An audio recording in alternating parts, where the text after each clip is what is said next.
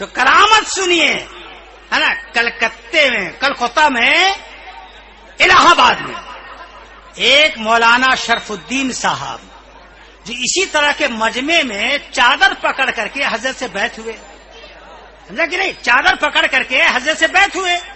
اس کے بعد اس مولانا صاحب کو لوگ کہنے لگے کہ ارے آپ تو ایسے پیر سے بیعت ہو گئے ہیں جن سے مصافحہ آپ کو کبھی کر ہی نہیں سکتے، یہ نوبت ہی نہیں آئے گی مصافحہ کرنے کی، ان سے بات سلام کرنے کی نوبت ہی نہیں آئے گی.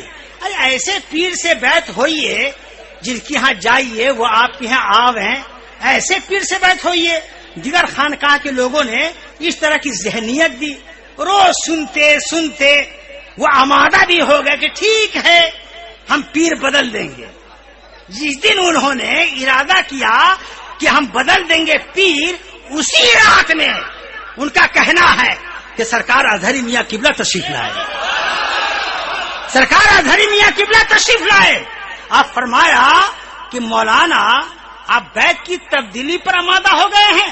سنیے آپ کہاں بیعت ہوئے تھے، کتنا مجمع تھا، آپ کہاں پر بیٹھ کر کے چادر پکڑی ہے، میں سب جانتا ہوں، میں سب جانتا ہوں. اب کیوں نہیں جانے؟ جو ولی رب کو جانتا ہے وہ سب کو جانتا ہے.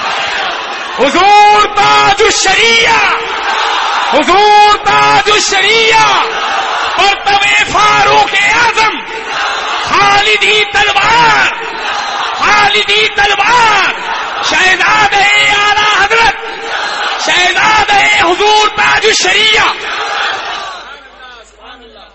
حضرت نے فرمایا خواب میں کہ اگر تم کو بات کرنے ہی کا شوق ہے تو اسجد رضا کا نمبر لے لیجئے، کبھی کبھی سلام کر لیجئے گا. تو وہ قلم اور کاغذ ہے نا ہاتھ میں رکھا، لیا قلم اور کاغذ کہ میں اسجد رضا صاحب قبلہ کا نمبر نوٹ کروں. ان کا کہنا کہ میری آنکھ کھل گئی. جب آنکھ کھل گئی تو ایک انجینئر صاحب جو ہمارے محلے میں رہتے تھے، کبھی ملتے نہیں تھے، وہ اچانک آئے اور میرے دروازے پر دستک دیا. میں نے دروازہ کھولا، کہا کہ ایسی بات ہے آپ اظہری میاں سے بیٹھے ہیں؟ کہا کہ ہاں. تو ان کے صاحبزادے کا میرا نمبر ہے لکھا ہوا، لے لیجئے. سبحان اللہ، خواب کا معاملہ بیداری میں طے ہو رہا ہے. سبحان اللہ، ہے نا. اعلی حضرت کا گھرانہ وہ گھرانہ ہے جو علم سے بھی لیس ہے، کرامت سے بھی لیس ہے. تو میں نے ذرا سا جی لگائی.